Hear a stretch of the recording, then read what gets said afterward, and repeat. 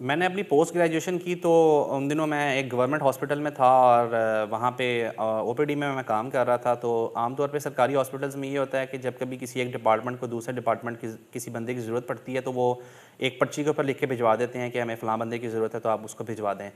Medical کی term میں اس کو ہم لوگ یہ کہتے ہیں کہ کال آئی ہے، کال لینی ہے، آپ نے جا کے کال اٹینڈ کرنی ہے. تو میں بھی ایک دن او پی ڈی میں بیٹھا ہوا تھا تو کال آئی تو سر نے بلایا کہ جی اس طرح سے ایک ہائی پروفائل بندہ ہے، اس کو جا کے آپ نے اٹینڈ کرنا ہے. تو میں نے کہا جی ٹھیک ہے میں چلا جاتا ہوں. اور جس طرح سے ہماری اپروچ ہوتی ہے کہ جی چلو بھی ایک بڑا آدمی آیا ہے تو ہم لوگ بھی ذرا جا کے اس کے ساتھ منہ متھا کر رہے ہیں. تو سر نے خیر سمجھا دیا کہ یار اس کو جا کے جو ہے نا تم نے اس طرح سے ٹریٹ کرنا ہے. میں نے سر کی جو تھیں ریکمنڈیشنز میں نے وہ اس کو فالو کرنا تھا، اور میں جو ہے وہ اپنے ایک جونیئر کو لے کے جو ہے وہ چلا گیا وہاں پہ. آئی سی یو سے کال آئی ہوئی تھی. آئی سی یو میں پہنچا ہوں تو وہاں پہ جا کے دیکھا جی کہ آئی سی یو کے وارڈ کے اندر ہی ایک اسپیشل قسم کا روم بنا ہوا ہے، یعنی پارٹیشنز کر کے جو ہے وہ ایک کیبن سا بنایا ہوا ہے جس میں جو ہے وہ اسپیشل پیشنٹ تھا. جب وہاں اندر گیا ہوں تو جا کے پتہ لگا کہ جی وہ ہیلتھ سیکٹری ریٹائرڈ تھے، اور اس وقت 2-3 جو ملٹیپل چیزیں تھیں جس کی وجہ سے وہ آئی سی یو میں آئے ہوئے تھے. اور ان کو الزائمر بھی تھا جس کی وجہ سے انسان کی باڈی جو ہے وہ بہت زیادہ اسٹف ہو جاتی ہے، اور ملٹیپل چیزیں تھیں جس کی وجہ سے وہ آئی سی یو میں تھے. اب مجھ سے غلطی یہ ہوئی کہ ایک تو تھوڑا سا روب میں آ گئے جس طرح سے ہم لوگ آ جاتے ہیں عام طور پر. اور میں نے جو آئی سی یو کے اندر جو چیزیں ہم نے پہننی ہوتی ہیں، جن چیزوں کی وجہ سے انفیکشن کیری کرنے سے ہم اپنے آپ کو بچا رہے ہوتے ہیں، جس میں ہمارے پاس گلوز ہوتے ہیں، ماسک ہوتا ہے، شوز ہوتے ہیں، تو میں جلد بازی میں وہ چینج کرنا بھول گیا. اور نہ میں نے شوز چینج کیے، اور نہ ہی میں نے گلوز پہنے، اور نہ ہی میں نے ماسک لیا، اور میں نے جا کے سیدھا پیشنٹ کو ٹریٹ کرنا شروع کر دیا. اب چونکہ وہ ہائی پروفائل پیشنٹ تھا اس وجہ سے مجھے کسی نرس نے یا کسی وارڈ بوائے نے بھی اپنی طرف متوجہ نہیں کیا کہ کہیں وہ غصے نہ ہو جائیں ان کے جو اٹینڈنٹس تھے. میں نے خیر جو پروٹوکول یعنی کہ جو مجھے سر نے کہا تھا کہ آپ نے یہ کروانا ہے تو میں نے وہ کروایا اپنا. اور میں نے ان کے فیس کے قریب جا کے 2-3 دفعہ ان سے پوچھا بھی. اور اس کے بعد جو ہے جیسے میں نے اپنی ٹریٹمنٹ ختم کی ہے تو اس کے بعد میں باہر نکلا تھا آئی سی یو سے. میں جیسے ہی باہر نکلا تھا تو مجھے ہیڈ نرس جو ہیں اسٹاف نرس انہوں نے بلا لیا، اور وہ مجھے بہت غصہ ہوئی، اور انہوں نے کہا کہ تمہیں پتہ ہے کہ ان کو کیا تھا؟ میں نے کہا کہ نہیں میڈم مجھے تو نہیں پتہ. میڈم کیونکہ مجھ سے غلطی ہو گئی تھی کہ میں نے فائل نہیں پڑھی تھی. حالانکہ پروٹوکول یہی ہوتا ہے کہ آپ نے پیشنٹ کی پہلے جا کے فائل دیکھنی ہوتی ہے، اس میں ڈفرینٹ چیزیں ہوتی ہیں جو آپ نے نوٹ کرنی ہوتی ہیں، اور اس کے اکارڈنگ ہی آپ نے جو ہے وہ اپنی بھی احتیاط کرنی ہوتی ہے اور پیشنٹ کی بھی کرنی ہوتی ہے. تو میڈم نے بتایا کہ جی ان کو تو وہ تو کووڈ پازیٹیو ہیں، اور وہ کووڈ پازیٹیو سن کے جو ہے وہ میرے بھی چھکے چھوٹ گئے، اور جو میرے ساتھ میرا ایک جونیئر گیا ہوا تھا اس کے بھی چھکے چھوٹ گئے. اس کے بعد جو ہے وہ خیر 15 دن کے لیے میں بھی کوارنٹائن ہو گیا، اور جو ہے وہ ساری کی ساری جو ہکڑی تھی وہ نکل گئی. اچھا اب یہ ہوا کہ آئی سی یو میں کافی عرصہ کام کیا ہے، ابھی بھی کر رہا ہوں. تو آئی سی یو میں کھڑا ہو کے اکثر میں یہی سوچ رہا ہوتا ہوں کہ جب میں وہاں پہ دیکھتا ہوں کہ بڑے جوان لڑکے بھی، کیونکہ عمر کا کوئی تعین نہیں ہے آئی سی یو کے لیے، 2-3 سال کی عمر سے لے کے 70 80 90 ایئرس کے لوگ ہمارے پاس آئی سی یو میں آ رہے ہوتے ہیں کسی بھی وجہ سے. کوئی ایکسیڈنٹ سے آ رہا ہے، کسی نے سوسائڈل اٹیمپٹ کی ہے، کسی کو کوئی ڈیزیز ایسی ہے، کسی کے آرگن فیل ہو گئے ہیں، کچھ بھی ہو سکتا ہے. اس کا کوئی پتہ نہیں ہوتا کہ کس نے کب آ جانا ہے. اور وہاں پہ جو انسان کی حالت ہوتی ہے کہ جس طرح سے وہ لاچار وہاں پڑا ہوا ہوتا ہے، یہ وہاں انسان جو کام کر رہا ہوتا ہے یہ وہاں دیکھ کے آپ کو پتہ لگتا ہے کہ اس انسان کی کیا حالت ہوتی ہے. لوگ لیٹے ہوئے ہیں، آنسو نکل رہے ہوتے ہیں آنکھوں سے، کیونکہ حالت ایسی ہوتی ہے 15-15 دن آئی سی یو میں پڑے ہوئے ہیں، ہل جل نہیں سکتے، پڑے کمزور ہو جاتے ہیں، ویٹ لوز ہو جاتا ہے. اب میں ایکچولی جس پوائنٹ کی طرف آنا چاہ رہا تھا وہ یہ تھا کہ آپ جب بھی اپنی زندگی کی اس فیز میں ہوتے ہیں کہ جب آپ بہت زیادہ صحت مند ہوتے ہیں، آپ کے جسم کے ہر آرگن کام کر رہا ہوتا ہے، آپ کے بازو ٹانگ پیر سلامت ہیں، آپ کھا پی سکتے ہیں، تو اب آپ کے جو عزیز و اقارب ہوتے ہیں، آپ کے بہن بھائی بچے، آپ کے والدین، ان سب کے ساتھ پیار محبت سے رہیں، ان کی عزت نفس کو ٹھیس نہ پہنچائیں. ہاں تھوڑا بہت جو ہے وہ لڑائیاں ہو جاتی ہیں، کوئی بحث مباحثہ ہو جاتا ہے، کسی چیز سے اختلاف ہو سکتا ہے، لیکن عزت نفس مجروح نہیں کرنی چاہیے.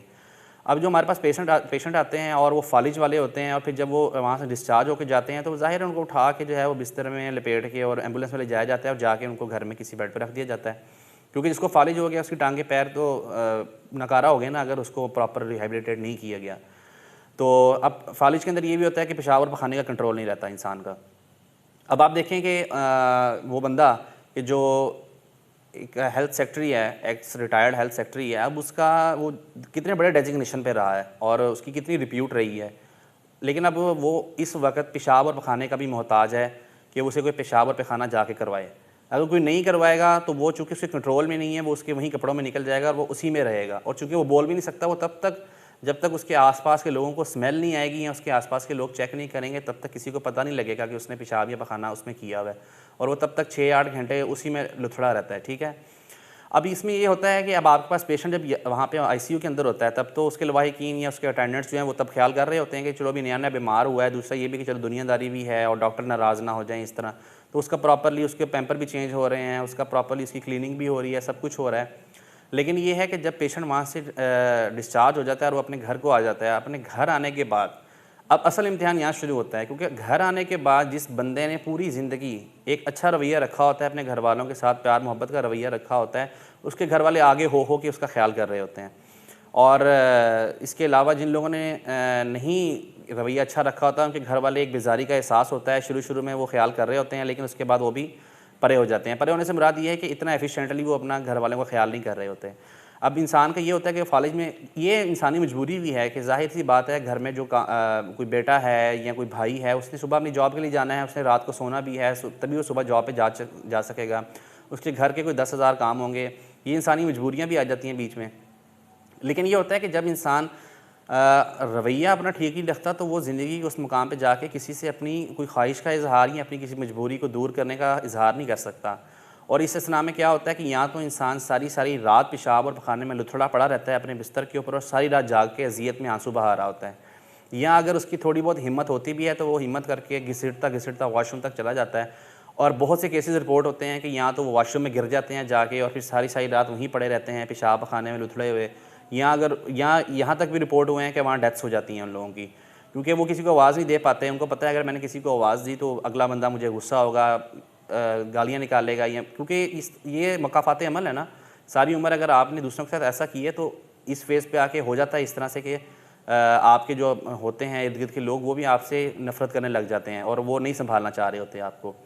تو زندگی کا یہ جو فیز ہوتا ہے اس پہ صرف انسان کی ایک ہی مصروفیت ہوتی ہے، اور وہ ہوتی ہے کہ وہ سارا دن بستر پہ لیٹ کے اپنی پاسٹ لائف کو سوچ رہا ہوتا ہے، اور وہ یہ سوچ رہا ہوتا ہے کہ میں نے اس کے ساتھ کیا کیا، میں نے اس کے ساتھ کیا کیا۔ پھر انسان آنسو بہاتا ہے، پھر اسے احساس بھی ہو رہا ہوتا ہے کہ میں نے یہ کیا یہ وہ کیا۔ تو اول تو وہ اس فیز پہ جا کے اپنا احساس ندامت کر ہی نہیں سکتا کسی کے سامنے، کیونکہ اسے پتہ ہوتا ہے کہ اس نے کیا کیا ہے۔ اور اگر وہ احساس ندامت کر بھی دیتا ہے تو اس کے جو لواحقین ہوتے ہیں وہ ساری عمر تو سفر کر چکے ہوتے ہیں، تو وہ زندگی کے اس فیز پہ آ کے پھر دوبارہ سے اس کو معاف کرنے کے حالت میں نہیں ہوتے۔ تو اس لیے جو ہے اپنی ساری عمر میں جو ہے اپنا اخلاق، اپنا کردار، اپنا سلوک اپنے پیاروں کے ساتھ وہی رکھیں کہ جب آپ عمر کے آخری حصے میں ہوں تو آپ کا دم جو ہے وہ سکون اور اطمینان کے ساتھ نکل سکے، اور آپ ایک صاف اور جسے کہتے ہیں پرسکون موت مر سکیں۔